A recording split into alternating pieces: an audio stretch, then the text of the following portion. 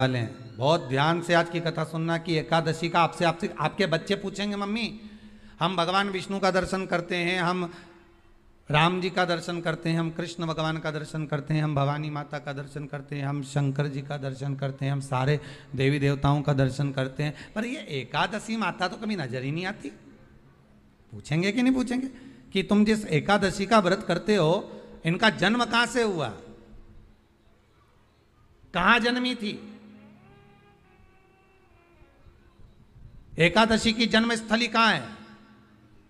भाई भगवान कृष्ण की जन्मस्थली तो मथुरा है, श्री राम जी महाराज की जन्मस्थली बोल दो जम के अयोध्या है।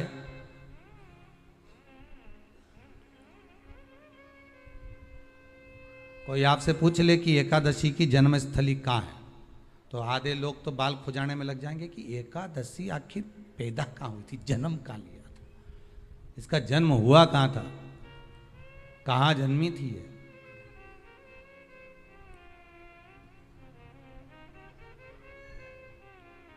इसका जन्म स्थल है कहां? और अगर मान लो जन्म स्थल एकादशी का है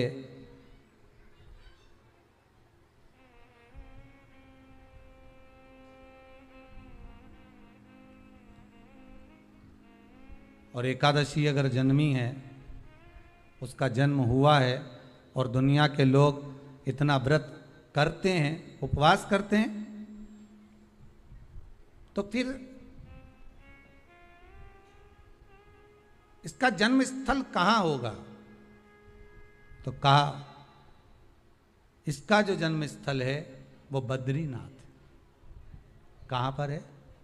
बद्रीनाथ। और उस बद्री विशाल में भी एक गुफा जिसका नाम है हेमवती। क्या नाम है? हेमवती। उस गुफा में एकादशी का जन्म स्थल है। बद्री विशाल में हेमवती गुफा जो 12 योजन अंदर प्रवेश करने जितनी है, 12 योजन की गुफा के अंदर, हेमवती के अंदर एकादशी का प्रागट्य हुआ था, एकादशी का जन्म हुआ था।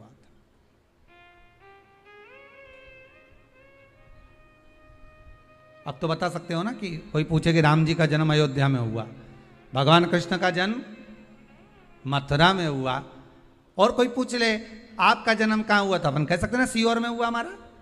और आपसे कोई पूछे कहाँ हुए तो कहीं इंदौर में हुए, कि देवास में हुए, कि भोपाल में हुए, कि मुंबई में हुए, कि पूना में हुए, आपका तो बता दोगे। पर बच्चे आपसे पूछ ले मम्मी तू इतनी एकादशी का व्रत करती है, एकादशी का तू व्रत करती है और सबको करा देती है कि बल्लभ कुल की एकादशी करो, भले बकरी जैसे चरो पर एकादशी करो, और सबको एकादशी कराया, तो कोई पूछ ले कि एकादशी का जन्म कहाँ हुआ था, तो आप कह सकते हो कि बद्री विशाल में, हेमावती में, बद्री विशाल के हेमवती गुफा के अंदर जो 12 योजन की गुफा है, उस गुफा में एकादशी का जन्म हुआ। कब हुआ?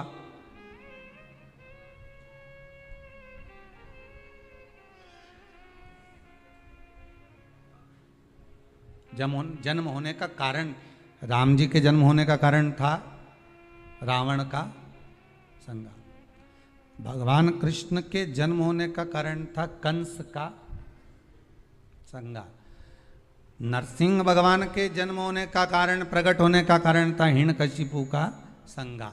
वराह भगवान के प्रकट होने का कारण था कि पृथ्वी को जल पर लाकर ठहराना, हिरण्याक्ष का संहार।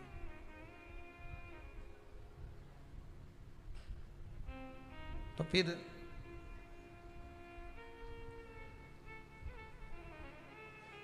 इसके जन्म का कारण क्या है? तो कहा इसके जन्म का केवल एक कारण है। सतयुग में, अब एक और बात का बहुत ध्यान दीजिएगा महाराज, सतयुग एक बार नहीं हुआ कि तुम सोचो कि सतयुग के बाद में द्वापर, त्रेता आ गया, त्रेता के बाद द्वापर आ गया, द्वापर के बाद कलयुग आ। एक सतयुग नहीं है, एक त्रेता नहीं है, एक द्वापर नहीं है, ना जाने कितने कितने सतयुग निकल गए, ना जाने कितने कितने द्वापर, त्रेता, कलयुग, ना जाने कितने निकल गए।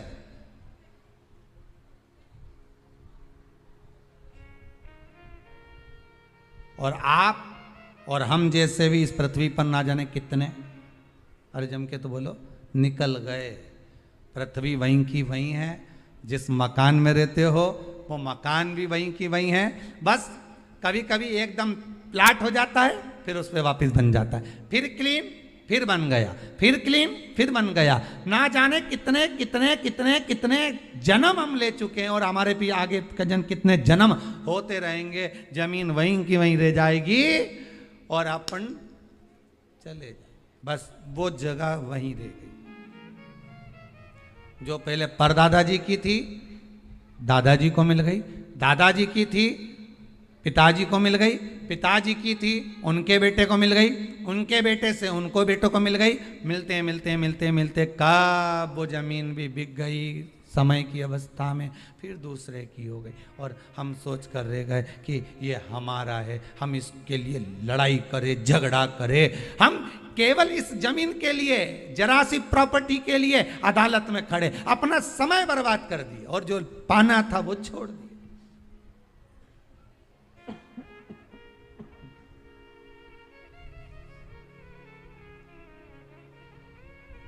जो पाना था वो छोड़ दिया हमने।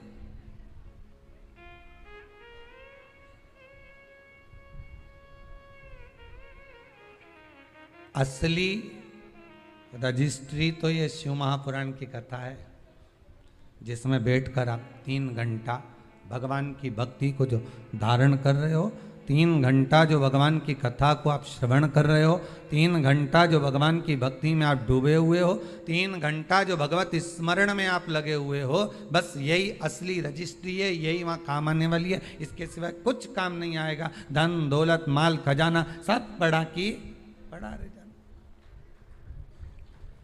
सब धरा की धरा।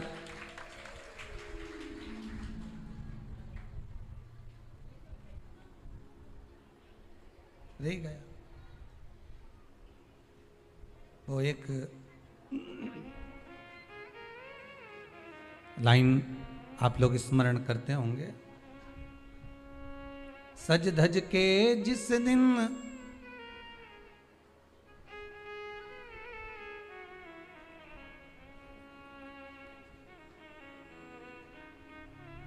सज धज के जिस दिन मौत की शहजादी आएगी, न सोना काम आएगा न चांदी आएगा।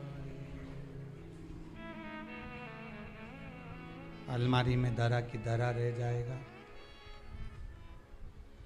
लॉकर में पड़ा की पड़ा रह जाएगा।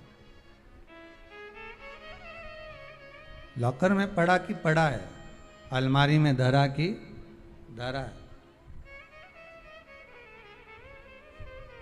कपड़े भी सारे घड़ी बने की बने रहे, कपड़े भी धरे की धरे रह गए और सब पड़ा रह गया। कि छोटा सा तू कितने बड़े अरमान हैं तेरे, मट्टी का तू सोने जैसे मान है तेरे।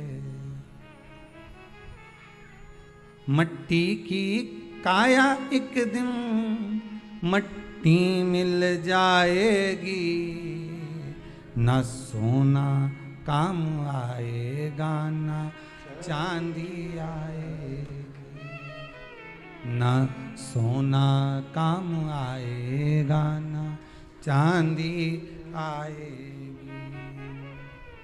सज धज के जिस दिन मौत की शहजादी आएगी, ना सोना काम आएगा ना चांदी आएगी, ना सोना काम आएगा ना चांदी आएगी। सब पड़ा रह जाएगा, धरा की धरा रह जाएगा, सब पड़ा की पड़ा रह गया, जी चला गया।